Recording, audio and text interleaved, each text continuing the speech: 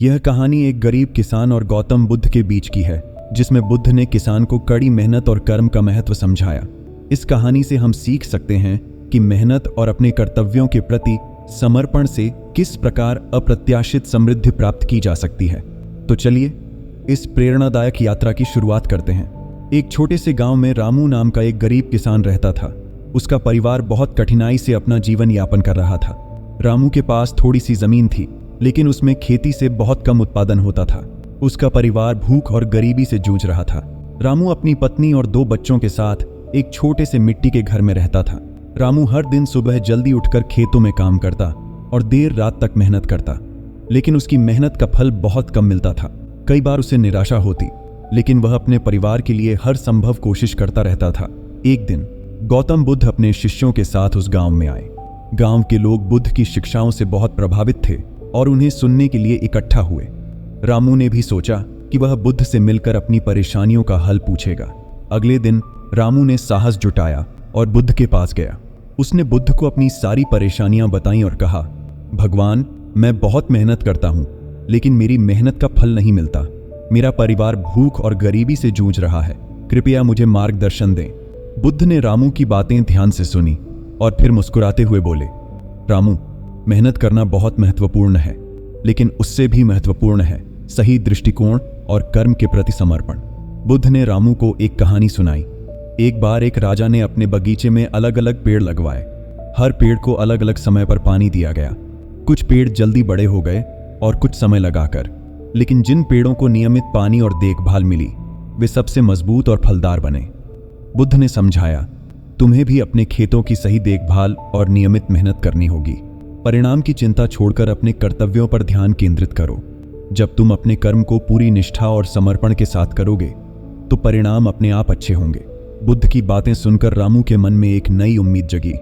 उसने निश्चय किया कि वह अपने खेतों की अच्छे से देखभाल करेगा और मेहनत करेगा। उसने अपने खेतों में सुधार करने के लिए नए तरीके अपनाए। रामू ने अपने खेतों को अच्छी तरह से जोता, समय पर बीज बोए और नियमित रूप से पानी दिया। उसने फसलों की देखभाल में कोई कसर नहीं छोड़ी। उसने अपने खेतों में खाद और उर्वरक भी सही मात्रा में डाले। रामू ने अपने परिवार को भी समझाया कि हमें मेहनत और समर्पण से काम करना चाहिए और परिणाम की चिंता नहीं करनी चाहिए। उसका परिवार भी उसके साथ मिलकर खेतों में काम करने लगा। रामू की मेहनत और समर्पण ने धीरे धीरे रंग लाना शुरू किया। उसके खेतों में फसलें अच्छी होने लगीं और उत्पादन बढ़ गया। रामू ने अपने खेतों में विविधता लाई और अलग अलग प्रकार की फसलें उगाने लगा। गांव के लोग उसकी मेहनत और समर्पण को देखकर हैरान थे। रामू की इस सफलता ने उसे गांव में एक आदर्श किसान बना दिया। लोग उससे प्रेरणा लेने लगे और उसके तरीकों को अपनाने लगे। कुछ वर्षों बाद रामू की मेहनत ने उसे एक समृद्ध किसान बना दिया। उसके खेतों का उत्पादन इतना बढ़ गया कि वह अपने परिवार की सभी जरूरतें पूरी करने लगा। उसने अपने बच्चों को अच्छे स्कूल में भेजा और अपने परिवार के लिए एक पक्का घर बनवाया। रामू की यह सफलता केवल उसकी नहीं, बल्कि उसके पूरे परिवार और गांव के लिए गर्व का विषय बन गई। उसने साबित कर दिया कि मेहनत, समर्पण और सही दृष्टिकोण से किसी भी कठिनाई को पार किया जा सकता है। रामू ने अपनी सफलता का श्रेय गौतम बुद्ध की शिक्षाओं को दिया। उसने अपने गांव के लोगों को भी कड़ी मेहनत और कर्म के महत्व के बारे में बताया।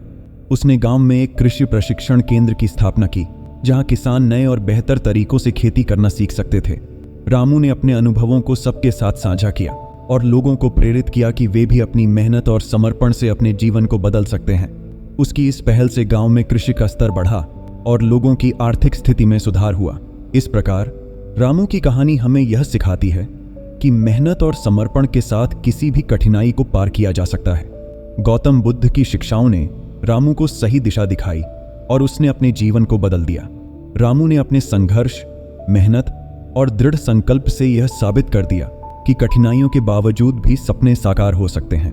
दोस्तों, इस कहानी से हमें यह महत्वपूर्ण सीख मिलती है कि जीवन में हमें अपने कर्तव्यों पर ध्यान देना चाहिए और परिणाम की चिंता छोड़ देनी चाहिए। अगर हमें सफलता चाहिए, तो हमें अपने प्रत्येक कार्य को पूरी मेहनत और लगन से करना चाहिए। अगर आपको हमारी यह कहानी पसंद आई हो, तो कृपया इसे लाइक और शेयर करें और हमारे चैनल को सब्सक्राइब करना न भूलें। धन्यवाद।